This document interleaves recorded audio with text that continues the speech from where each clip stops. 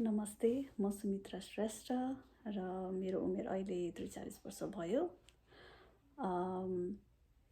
यो चैतको 21 गते जस्तो अप्रिल 3मा चाहिँ मलाई एउटा फोन आयो। मैले म्यामोग्राम गरेको थिएँ अराउन्ड फेब्रुअरीतिर। अनि म्यामोग्राम गरेपछि उनीहरूले केही कुरा देखिएको छ भनेर अल्ट्रासाउन्ड गरेर भन्यो। अल्ट्रासाउन्ड गरेपछि अनि फेरि अल्ट्रासाउन्डमा पनि त्यति राम्रोसँग थाहा भएन, बायोप्सी गर्नुपर्छ भन्यो।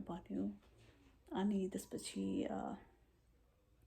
मेरो चाहिँ लेफ्ट ब्रेस्टको चाहिँ बायोप्सी गरियो। अनि बायोप्सी गरेको एक हप्तापछि चाहिँ अप्रिल 3मा चाहिँ उनीहरूले रिपोर्ट भन्यो कि तिमीलाई क्यान्सर छ।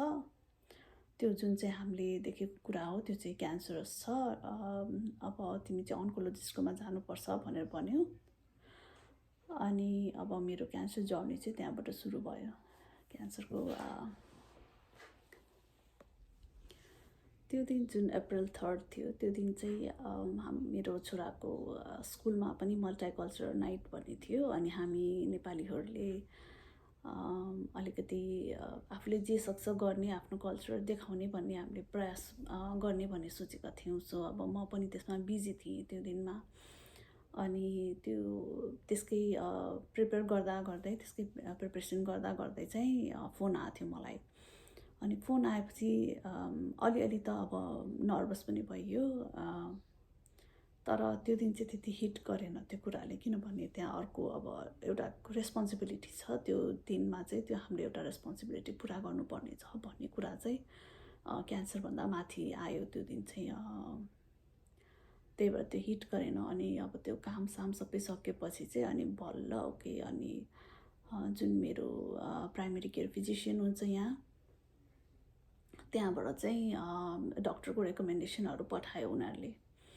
अनि जुन डक्टरको रेकमेन्डेसन पठाएको थियो उहाँ डक्टरलाई चाहिँ मैले भोलिपल्ट जुन फ्राइडेको दिन थियो त्यो चाहिँ फोन गरेँ। अनि फोन गर्दाखेरि चाहिँ अप्रिलको 29मा मात्रै डेट छ भने। अनि मैले अलिकति डिस्कस पनि गरेँ। अब मलाई थाहा छैन, मलाई क्यान्सर छ भन्ने मात्रै थाहा भयो, मलाई स्टेजहरू केही पनि थाहा छैन। किन अप्रिलको 29मा मात्रै दिन्छौँ, मलाई अलिकति अगाडि टाइम देऊ भन्दाखेरि टाइम नै छैन भन्यो। अनि त्यसपछि जुन चाहिँ मेरो पिसिपी हो उहाँ पनि लाइक आउट अफ सिटी या सिटीभन्दा बाहिर हुनुहुँदो रहेछ। अनि सो उहाँको नर्सले मात्रै त्यो अन्कोलोजिस्टको इन्फर्मेसनहरू पठाउनु भएको थियो। त्यसपछि चाहिँ अनि फ्राइडे चाहिँ त्यतिकै भयो। त्यसपछि मन्डे चाहिँ मैले यसो रिसर्च गरेँ मेरो हेल्थ इन्सुरेन्स थ्रुबाट। अनि एकजना डक्टर ठिक्क लाग्यो, रिभ्यूहरू राम्रो लाग्यो। त्यसपछि मैले डक्टरलाई कन्ट्याक्ट गरेँ डक्टरको हस्पिटलमा। अनि उहाँले चाहिँ 11 तारिक नै अपोइन्टमेन्ट दिनुभयो। सो छिटो भयो 11 तारिक भनेको चाहिँ। अनि मैले त्यो अपोइन्टमेन्ट लिएँ। अनि त्यहाँदेखि चाहिँ अन्कोलोजिस्ट भेट भएपछि चाहिँ अनि बल्ल अनि अन्कोलोजिस्टले चाहिँ अनि त्यो दिनमा 11 तारिकमा चाहिँ मलाई बुझाउनु भयो अब मेरो कुन स्टेजको क्यान्सर हो, के हो, अनि कहाँ छ। त्यसपछि सबै कुरा जस्तो अब के गर्न मिल्छ त यस्तो अवस्थामा जुन अब जहिले पनि ब्रेस्ट क्यान्सर हुँदा चाहिँ दुईवटा अप्सन हुन्छ। तपाईँ कि चाहिँ लम्पेक्टोमी गर्न सक्नुहुन्छ कि चाहिँ म्यासेक्टोमी गर्न सक्नुहुन्छ। अनि लम्पेक्टोमी गर्दाखेरि त्यसको फाइदा र बेफाइदा अब हुन्छ। तपाईँको उमेर हेरेर, तपाईँको क्यान्सरको प्रकृति हेरेर सबै गरेर चाहिँ लम्पेक्टोमी र म्यासेक्टोमीमा कुन चाहिँ फाइदा हुन्छ र कुन चाहिँ बेफाइदा हुन्छ भन्ने कुरा हुन्छ। अनि प्लस मोस्टली चाहिँ अब तपाईँको उमेर, अनि त्यसपछि अब तपाईँलाई बिहा गर्नु भएको छ कि छैन, हुन्छ तपाईँको बच्चा छ कि छैन, अर्को बच्चा पाउने छ कि छैन, त्यो सबै कुरा चाहिँ डिस्कस गरिन्छ त्यो बेलामा चाहिँ। सबै कुरा डिस्कस भयो डक्टरसँग। अनि डिस्कस भएपछि चाहिँ म चाहिँ म्यासेक्टोमी गर्ने डिसिजनमा पुगेँ मेरो केसमा चाहिँ। तर मैले त्यो दिनसम्म चाहिँ अब एउटा लेफ्ट ब्रेस्ट छ भने लेफ्ट ब्रेस्ट मात्रै म्यासेक्टोमी गर्छु भनेर चाहिँ त्यस्तो डिसिजन गरेको थिएँ।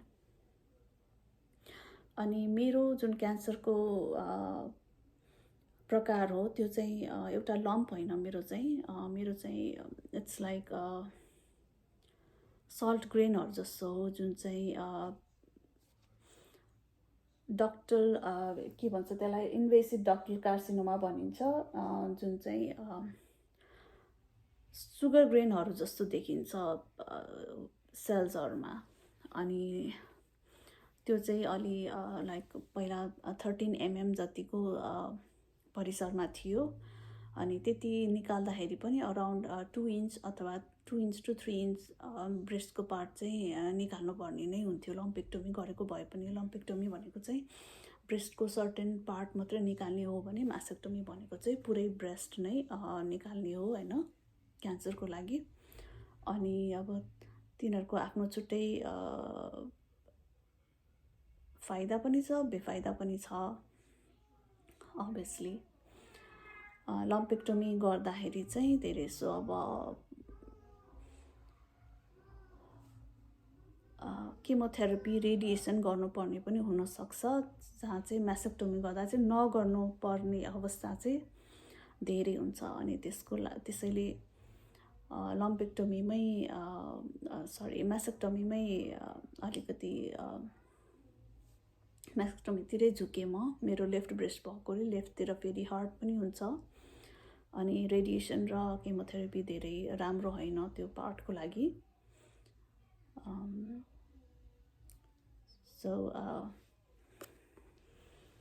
त्यो बेलामा जुन डाक्टरको भिजिटमा अर्को पनि कुरा भएको थियो कि जुन कुरा चाहिँ मलाई पहिला थाहा थिएन, यहाँ रिकन्स्ट्रक्सन भन्ने कुरा पनि हुँदो रहेछ, जुन चाहिँ तपाईँको अब मासेक्टोमीहरू गरेपछि जुन ब्रेस्ट निकालिन्छ त्यो ब्रेस्ट फेरि रिकन्स्ट्रक्ट गर्ने भिन्न भिन्न तरिकाहरू हुँदो रहेछ। सो त्यसमा चाहिँ 2-3वटा अप्सनहरू थियो होइन। अनि त्यो चाहिँ डक्टरले अब हेरेर आउनु, यो अप्सनहरू यस्तो यस्तो हुन्छ, यस्तो यस्तो हुन्छ भनेर उहाँले बुझाउनु भयो। अनि त्यसपछि मैले चाहिँ घर आएर अनि के रहेछ त रिकन्स्ट्रक्सन भनेको भन्ने कुरा पनि गुगल गरेँ, अलिक खोज तलास गरेँ। अनि त्यसपछि मलाई चाहिँ धेरै अप्सनहरूमा चाहिँ एउटा अप्सन मन पर्यो, जुन चाहिँ डिप फ्ल्याप भन्छ त्यसलाई, DEIP flap, deep flap reconstruction भन्छ, जुनमा चाहिँ तपाईँको बडीको फ्याट र टिस्युहरूलाई लिएर चाहिँ ब्रेस्टमा राख्ने हो त्यो होइन। अनि त्यो टिस्यु चाहिँ ब्रेस्टमा कनेक्ट गरेपछि चाहिँ कस्तो हुन्छ भने तपाईँको आफ्नो ब्रेस्ट जस्तै हुन्छ फिलिङ्सहरू। अनि यसको धेरै नै अब फाइदा छ, बेफाइदा भन्दा पनि, र अरू कुरा अरू रिकन्स्ट्रक्सनको तरिकाहरू पनि छ, त्यो चाहिँ हामी अरू भिडियोमा मैले एक्सप्लेन गरौँला होइन। अनि त्यो बेलामा मैले घरमा आएर हेरेँ र त्यही सोच भयो कि ओके म मासेक्टोमी गर्छु र म रिकन्स्ट्रक्सन गर्छु भनेर भने डक्टरलाई। अनि त्यसपछि डक्टरले चाहिँ अब प्लास्टिक सर्जन, रिकन्स्ट्रक्सन गर्नलाई चाहिँ जहिले पनि प्लास्टिक सर्जनकोमा जानुपर्छ, अनि प्लास्टिक सर्जनको पनि रेकमेन्डेसन गर्नुभयो। अनि त्यसपछि अर्को चाहिँ हामीले मेडिकल अन्कोलोजिस्ट पनि भेट्न गएँ म। अनि पहिले कुनै कुनै क्यान्सर पेसेन्टलाई चाहिँ पहिलादेखि नै मेडिसिन दिइन्छ सर्जरीभन्दा पहिला। अनि मलाई चाहिँ अब भेट्न जाँदाखेरि तिम्रो सर्जरी पछि मात्रै आऊ, अहिले चाहिँ तिमीलाई दिनु पर्दैन भन्नुभयो मेडिकल अन्कोलोजिस्टले चाहिँ। अनि अब यही असारको 9 गते जस्तै जुन 23 जुनमा चाहिँ मैले मेरो चाहिँ सर्जरी भयो। तर त्यो बिचमा चाहिँ के भयो भने मैले धेरै सल्लाह गरेँ अनि डक्टरहरूसँग पनि बुझ्दाखेरि एउटा मात्रै मासेक्टोमी गरेर चाहिँ मेन्टल्ली पछि चाहिँ हुन्छ नि फेरि मेरो अर्को ब्रेस्टमा पनि आउँछ भन्ने कुरा चाहिँ मेन्टल्ली चाहिँ मलाई त्यसले जहिले पनि टर्चर गर्छ भन्ने कुरा भयो। मैले एकजना साथीसँग, यहाँ मेरो नेबर हुनुहुन्छ, उहाँको साथीसँग सल्लाह गर्दाखेरि अब सधैँ मेन्टल्ली किन अर्को ब्रेस्टमा आउला, यत्रो एउटा ठाउँमा सर्जरी गरेर यत्रो, इट इज अ प्रोसेस होइन, एउटा प्रोसेस हो यो। अनि अब यत्रो लामो प्रोसेस गरेर यत्रो दुःख पाएर फेरि अर्को ठाउँमा आयो भने फेरि त्यही कुरालाई किन उ गर्ने, गर्दाखेरि चाहिँ डबल म्यासेक्टोमी गरेकै राम्रो हुन्छ भनेर चाहिँ धेरैजनाबाट चाहिँ यस्तो सल्लाह भयो होइन। त्यसपछि मैले डक्टरलाई फेरि ओके म अब डबल म्यासेक्टोमी गर्छु, जुन चाहिँ यहाँ चाहिँ बाइलेटरल म्यासेक्टोमी भन्छ, त्यो गर्छु भनेर डिसिसन भयो। र त्यो असारको 9 गते अर्थात् जुन 23मा चाहिँ मेरो डबल म्यासेक्टोमी भयो। आज चाहिँ 7 डेज, आज हाम्रो आइतबार हो र लास्ट मन्डे भएको थियो भने आज 7 डेज जति भयो। र म हिजो र आज चाहिँ अलिकति फ्रेस छु। अस्ति नै चाहिँ अलिकति गाह्रो भइरहेको थियो हातहरू उठाउन यताउता गर्नलाई। अनि अब जस्तै मासेक्टोमी गरेपछि चाहिँ यहाँ टेपहरू छ मेरो भरिमा देख्न सक्नुहुन्छ। यहाँ चाहिँ पुरा टेप लगाएको छ। मलाई यहाँभन्दा माथि हात नसार र वेटहरू नउचाल भनेको छ। र अर्को अब के हुन्छ भने हाम्रो चाहिँ यो ड्रेन राखेको हुन्छ, यहाँबाट चाहिँ ड्रेन राखेको छ। र यहाँ एउटा जेपी ड्रेन भन्ने बट्टा हुन्छ जहाँबाट चाहिँ ड्रेनेजहरू आउँछ। हाम्रो यहाँबाट शरीरबाट आएको ड्रेन चाहिँ आएर यसमा बस्छ होइन, जेपी ड्रेनबाट यता र यता दुई ठाउँमा छ मेरो। मैले चाहिँ ब्याग पनि किनेको थिएँ यो ड्रेनलाई झुन्डाइ नराख्नलाई, एउटा ब्यागमा राख्दाखेरि सजिलो हुन्छ भनेर। अनि यो ड्रेन चाहिँ सधैँ नापेर अनि डक्टरलाई दिनमा 3 पटक जस्तो नापेर डक्टरलाई चाहिँ पठाउनु पर्ने हुन्छ। नापेर चाहिँ कति छ भनेर एउटा हामीले लग तयार गर्नुपर्ने हुन्छ। र त्यो लग तयार गरेको चाहिँ अब मेरो मन्डे भोलि फर्स्ट आफ्टर सर्जरी चाहिँ अपोइन्टमेन्ट छ। त्यो चाहिँ प्लास्टिक सर्जनसँग छ मेरो। अनि उहाँलाई चाहिँ देखाउनु पर्ने हुन्छ। अनि त्यसको मात्रा अनुसार चाहिँ त्यो ड्रेनको मात्रा अनुसार चाहिँ त्यो ड्रेन चाहिँ कहिले झिक्ने भन्ने डिसाइड चाहिँ डक्टरले गर्नुहुन्छ। अनि मेरो डक्टरलाई चाहिँ दिनमा 2 दिनसम्म चाहिँ 20 cc भन्दा कम ड्रेन आछ भने चाहिँ अनि बल्ल निकाल्छु भन्नुभएको छ। सो अब त्यो कहिले आउँछ थाहा छैन, मेबी अर्को 1 हप्ता लाग्छ कि होइन। अनि मैले यो भिडियो किन बनाइरहेको छु भने चाहिँ मैले म्यामोग्राम चाहिँ म 40 वर्ष भएदेखि चाहिँ सधैँ वर्षैपछि म्यामोग्राम गरिरहेको छु। मलाई कुनै ब्रेस्ट दुखेर अथवा के भएर मलाई लम्प फिल भएर चाहिँ म म्यामोग्राम गर्न गएको होइन। म चाहिँ वर्षैपछि नै म्यामोग्राम गर्छु। अनि वर्षैपछि म्यामोग्राम गरेर म्यामोग्रामबाट नै मलाई चाहिँ अब यो क्यान्सर भएको हो भने थाहा भयो। योभन्दा अगाडि पनि मैले म्यामोग्रामहरू गर्दाखेरि मलाई चाहिँ इन्ट्राडक्टल प्यापिलोमा भन्ने चाहिँ मेरो ब्रेस्टमा भइरहेको हुन्थ्यो। अनि त्यो चाहिँ कोठी जस्तो हो तर त्यो चाहिँ ब्रेस्टभित्र हो। अनि तिनीहरू चाहिँ कस्तो हुन्छ भने कोठी जस्तो हो तर अनि त्यही भएर तिनीहरू पनि सर्जरी गरिएको थियो। तर त्यो बेलामा पनि मलाई चाहिँ हुन्छ मेरो ब्रेस्टभित्र केही छ भन्ने कुरा चाहिँ फिल हुँदैन थियो कहिले पनि होइन।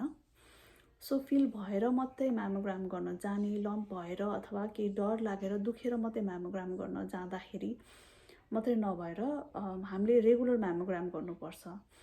रेगुलर म्यामोग्राम गर्दाखेरि चाहिँ के हुन्छ भने कुनै पनि कुरा तपाईँलाई छ, अब मानौँ कि क्यान्सरै छ भने पनि तपाईँलाई क्यान्सरको 0 स्टेज अथवा फर्स्ट स्टेजमा थाहा हुँदाखेरि तपाईँले कति कुरा गर्न सक्नुहुन्छ, आफूलाई कति बचाउन सक्नुहुन्छ त्यसमा हो। अब त्यसमा भर पर्छ। अब त्यही कुरा चाहिँ तपाईँ 3rd stage 4th stage 2nd स्टेजमा जानुभयो भने चाहिँ त्यो कुरा अलिक ठुलो हुन्छ होइन। कुनै पनि क्यान्सरमा चाहिँ अब यो स्टेजको कुरा हुन्छ। त्यही भएर म्यामोग्राम चाहिँ रेगुलरली हामीले गर्नै पर्छ। सो अब जहिले म्यामोग्राम गर्न जानुहोस्, तपाईँ एउटा सर्टेन उमेरको हुनुहुन्छ, तपाईँ 35 माथि हुनुहुन्छ अथवा 40 वर्ष माथि हुनुहुन्छ भने चाहिँ प्लिज तपाईँहरू चाहिँ आफ्नो breast is also part of यो बडी, त्यसको हेल्थ पनि इम्पोर्टेन्ट छ। त्यही भएर तपाईँहरू म्यामोग्राम चाहिँ गर्न जानुहोस्। यो मेरो पहिलो भिडियो हो। सो अब मेरो फ्यामिलीले हेर्दै हुनुहुन्छ अथवा मेरो रिलेटिभ्स हेर्दै हुनुहुन्छ, मेरो साथीभाइले हेर्दै हुनुहुन्छ अथवा तपाईँहरू उहाँभन्दा बाहिरको अब कोही नेपालमा कोही हेर्दै हुनुहुन्छ भने चाहिँ प्लिज आफ्नो वर्कबाट पनि कोही हुनुहुन्छ भने चाहिँ म्यामोग्राम गर्नलाई चाहिँ प्रोत्साहन दिनुहोस् होइन। नेपालमा सायद म्यामोग्राम गर्नलाई त्यति पैसा पनि पर्दैन होला र एउटा उमेर पनि तोकिँदैन होला। यहाँ चाहिँ हामीलाई 40 वर्ष माथि मात्र इन्सुरेन्सले कभर गर्ने हुन्छ, 40 वर्ष मुनि चाहिँ इन्सुरेन्सले कभर गर्दैन र हामी नर्मली जाँदैनौँ। तर अब नेपालमा चाहिँ त्यस्तो नहोला, नेपालमा सजिलो छ होला म्यामोग्राम गर्न जानुलाई। र तपाईँहरू कसैलाई पनि नेपालमा कुन ठाउँमा म्यामोग्राम गरिन्छ र कति पैसामा गरिन्छ भन्ने कुरा चाहिँ थाहा छ भने मलाई यही भिडियोको कमेन्ट अथवा डिएम गरेर भनिदिनु होला र म मेरो नेक्स्ट भिडियोमा चाहिँ त्यो सबै ठाउँको नामहरू र तपाईँलाई कति खर्च लाग्छ त्यो म्यामोग्रामको लागि भन्ने कुरा चाहिँ म अर्को भिडियोमा भन्छु।